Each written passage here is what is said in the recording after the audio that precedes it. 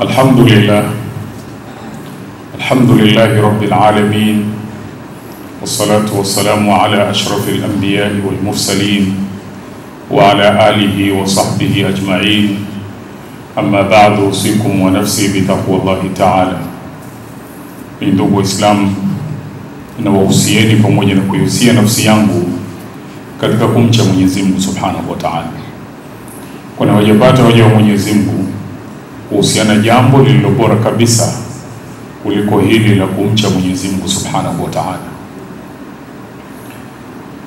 Mwenyezi Mungu anatuhadithia katika Qur'ani kwamba Nabii Zakaria alipopewa jukumu la kumlea Bi Maryam, alipoona tabia nzuri za Bi Maryam, miongozo ya malezi ya sawasawa, ikampa hakika kwamba huyu ni mtoto mwema.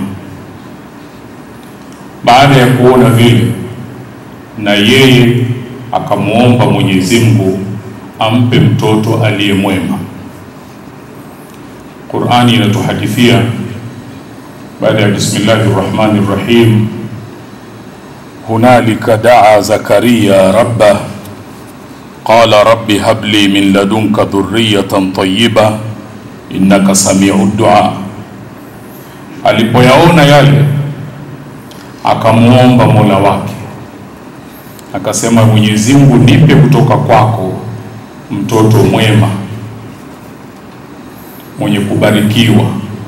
Hakika yako wewe ukiombwa unasikia. Mwenyezi Mungu akampa mtoto aliopewa jina la Yahya. Na mtoto huyu, kwa namna Nabii Zakaria alivyomsimamia kwenye malezi, kama alivyoona kwa Bi Maryam, Mwenyezi Mungu alipomuelekea mtoto huyu, akamuelekea kwa sifa alizokuwa nazo za namna alivyolelewa vyema. Mwenyezi Mungu anatuambia katika Qur'ani, akamwambia baada ya Bismillahirrahmanirrahim, ya Yahya khudhil kitaba biquwwa wa atainahu alhukma sabiyya. Bali ya kuambiwa akamate kitabu, akisome kwa bidii, kwa jitihada na kukifanyia kazi, lakini sifa aliyopewa, Mwenyezi Mungu anasema Yahya alipewa hikma akiwa bado kijana mdogo. Wanazuoni wanatuambia alipewa ufahamu na uelewa akiwa na umri wa miaka 7. Lakini Mwenyezi Mungu anasema sifa yake nyingine, kwa namna alivyolelewa vyema, wa hanana min ladunna, alikuwa na huruma ya kuhurumia wengine, kuwasaidia wengine. Lakini pia wakana taqiya, alikuwa mcha Mungu, anafanya anayoyapenda Mwenyezi Mungu na kuyaridhia, na anayakimbia yale yote yasiyoyapenda Mwenyezi Mungu na kuyaridhia. Kwa malezi mazuri aliyolelewa, Mwenyezi Mungu anasema wabarram biwalidayhi, pia alikuwa mwema, mtiifu kwa wazazi wake wawili, kwa sababu alilelewa vizuri, akitambua radhi za Mwenyezi Mungu ziko katika radhi za wazazi wawili. Na sifa nyingine Mwenyezi Mungu anasema walam yakun jabbaran asiya, hakuwa mtu mwenye kibri, hakuwa mtu anayekwenda kinyume na anayoyapenda Mwenyezi Mungu na kuyaridhia. Qur'ani inatufunza kwamba Nabii Zakaria alipoomba apewe mtoto mwema, na yeye mwenyewe alijiandaa kumtayarisha na kumtengeneza mtoto yule aje kuwa mwema. Na ndiyo maana kwa maandalizi aliyoyafanya, Mwenyezi Mungu wakati anamkabidhi jukumu Nabii Yahya, anamtaja kwa sifa nzuri za malezi yaliyo sawa sawa. Mwenyezi Mungu katika Qur'ani anatueleza kuwa amemuhusia mwanadamu kwa wazazi wake wawili kuwatendea wema. kwenye mtiririko wa maelezo yale, Mwenyezi Mungu anasema hata idha balagha ashuddahu, mpaka mwanadamu huyo anapofikia ule umri wa kujitambua kisawa sawa. Wanazuoni wengine wamesema miaka 33, wengine wakasema 18. Kisha mbele anasema wabalagha 40 sanatan, akifikisha umri wa miaka 40. Qala rabbi, anamuomba Mungu, anasema Mola wangu, auzi'ni an ashkura ni'mataka allati an'amta alayya, niwezeshe mimi niweze kushukuru neema ulioneemesha kwangu, wa ala walidayya, na neema ulioneemesha kwa wazazi wangu, kwa sababu lau kama sikuwaneemesha wazazi wangu wakanilea kisawa sawa, nisingeweza kutambua neema ambayo wewe umeneemesha kwangu. Niwezeshe kushukuru, lakini uniwezeshe wa an a'mala salihan tardah, na niweze kutenda matendo yaliyo mazuri ambayo wewe Mola wangu unayaridhia. Wa aslih li fi dhurriyyati, na nijalie na mimi vile vile kizazi changu wawe watoto wema. Inni tubtu ilaik, mimi nimetubu kwako kwa yote niliyoyafanya ya madhambi, na tubu kwako Mola wangu. Wa inni minal muslimin, na mimi ni katika wenye kunyenyekea na kutii kwako wewe. Maneno haya wanatuambia wanazuoni ni mwongozo kwa yoyote ambaye ametimiza umri wa miaka 40, afanye upya kuleta toba na kujitegemeza kwa Mwenyezi Mungu. Lakini kama hiyo haitoshi, jambo la kuzingatia, kama hakukuwa na malezi mazuri ya sawa sawa, huyu sio miaka 40, anaweza kufika 70 na 80 asikumbuke haya, asirudi kwa Mwenyezi Mungu kutambua kuna neema kaneemeshwa. Kwa hiyo jambo kubwa na la msingi ni kuandaa watoto wetu kwa malezi yaliyo mazuri, ili tukizungumza nao yale anayoyapenda Mungu na kuyaridhia, tusikilizane na tuweze kuelewana. Mwenyezi Mungu atujalie tuwe miongoni mwa waja wake walio wema, wanaosikiliza maneno na wakafuata yaliyokuwa mazuri. والله سبحانه وتعالى يقول وإذا قرأت القرآن فاستعذ بالله من الشيطان الرجيم. أعوذ بالله من الشيطان الرجيم. بسم الله الرحمن الرحيم. حتى إذا بلغ أشده وبلغ 40 سنة قال ربي أوزعني أن أشكر نعمتك التي أنعمت علي وعلى والدي وأن أعمل صالحا ترضاه وأصلح لي في ذريتي إني تبت إليك وإني من المسلمين. صدق الله العظيم. بارك الله لي ولكم بالقرآن العظيم، ونفعني وإياكم بالآيات والذكر الحكيم. أقول قولي هذا، استغفر الله العظيم لي ولكم فاستغفروه إنه هو الغفور الرحيم وهو البر الكريم.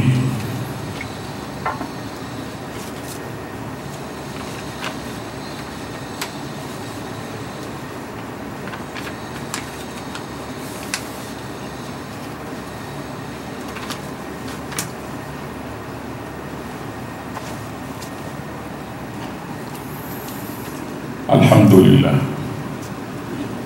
الحمد لله رب العالمين، والصلاة والسلام على أشرف الأنبياء والمرسلين وعلى آله وصحبه أجمعين. أما بعد، أوصيكم ونفسي بتقوى الله تعالى. Ndugu Waislamu, nawausieni pamoja na kuihusia nafsi yangu katika kumcha Mwenyezi Mungu Subhanahu wa Ta'ala. Kwa wajibata waja wa Mwenyezi Mungu kuhusiana jambo lililo bora kabisa kuliko hili la kumcha Mwenyezi Mungu Subhanahu wa Ta'ala. Katika surati Yusuf, Mwenyezi Mungu anapotueleza kisa cha Nabii Yusuf, anatuambia baada bismillahir rahmanir rahim, walamma balagha ashuddahu atainahu hukman wa ilma wa kadhalika najzi almuhsinin. Anasema Nabii Yusuf alipofika umri wa kujitambua, umri ule ulipofikia, Mwenyezi Mungu anasema tukampa hikma, tukampa na elimu. Wanazuoni wakafasiri kwamba hikma ni kule kupatia kwenye kusema na kutenda, Mwenyezi Mungu akampa. Elimu ni kumpa ule utambuzi katika dini na utambuzi wa kuweza kufasiri ndoto, lakini pia wakasema maarifa mapana katika masuala ya dunia na masuala ya dini. Haya kwetu leo ni lazima tuwe na utaratibu wa kusimamia malezi ya watoto wetu ili waweze kuwa na hukman wa ilma, waweze kuwa na hekima ya kupatia kwenye kusema anayoyapenda Mwenyezi Mungu na kuyaridhia, na waweze kuwa vile vile na elimu ya kuwa na maarifa mapana kwenye dini yao na kwenye masala ya dunia yao. Tuzungumze na watoto wetu ili si kuzungumza tu, lakini tuwaandae ili tukizungumza tuelewane kwenye anayoyapenda Mwenyezi Mungu na kuyaridhia. Tujifunze utaratibu ulio mzuri Mwenyezi Mungu katuwekea katika Qur'ani. Kila mmoja wetu ajiulize mara ngapi amepata kukaa na mwanawe akazungumza naye. Kwenye surati Luqman Mwenyezi Mungu anatuambia mazungumzo ya Luqmani na mwanawe, ili mimi na wewe tujiulize sisi mara ngapi tunakaa na watoto wetu kuzungumza nao, na je, tumewaandaa ili tukizungumza tuelewane? Mwenyezi Mungu anasema baada ya bismillahirrahmanirrahim, wa idh qala Luqmanu libnihi wa huwa ya'idhuhu. Anataka tujue, tujifunze Luqmani alipozungumza na mwanawe ilhali anampa nasaha, anampa mawaidha. Lini ulikaa na mwanao ukazungumza naye unampa nasaha, unampa mawaidha? Sio mnazungumza biashara, sio mnazungumza kazi tu, unampa nasaha na mawaidha. Nasaha na mawaidha gani? Mwanzo Mwenyezi Mungu anatuambia, Luqmani anamwambia mwanawe, ya bunayya, ewe mwanangu, wewe la tushrik billah, ishi utakavyoishi ulimwenguni hapa usimshirikishe Mwenyezi Mungu. Inna shirka la dhulmun adhim, sababu kumshirikisha Mwenyezi Mungu ni dhulma kubwa. Lini ulikaa na mwanao ukampa maneno haya na saa hizi? Anamwambia, ya bunayya, mwanangu, innaha intaku mithqala habatin min khardalin, maasi yawe yatakavyokuwa, hata ikiwa hiyo dhambi ni ndogo kiasi gani, mfano wa mbegu ya khardal, fatakun fi sakhrati, kisha dhambi hiyo ikawa iko katikati ya jiwe, kati ya jabali, imefichwa, au fi samawati, au katika mbingu, au fil ardhi, au chini ya ardhi, ndani ya tumbo la ardhi imefichwa dhambi hiyo. Yati biha Allah, Mwenyezi Mungu ataileta iwe wazi, iwe hadharani. Anampa nasaha akimbie madhambi, asiyazoee, asijiaminishe maadamu ukifanya siri hakuoni mtu itakuwa sawa, hata yakifichwa namna gani. Yati biha Allah, Mwenyezi Mungu ataleta iwe dhahir. Inna Allaha latifun khabir, Mwenyezi Mungu ni mpole kwa waja wake na ana habari juu ya yote wanaoyafanya. Ya bunayya, mwanangu, aqimis sala, simamisha sala. Mara ngapi umekaa na mwanao huku unampa nasaha na mawaidha kama Luqman? Aqimis sala, simamisha sala. Wa'mur bil ma'ruf, na amrisha mambo mema. Wanha 'anil munkar, na jiepushe na mambo mabaya.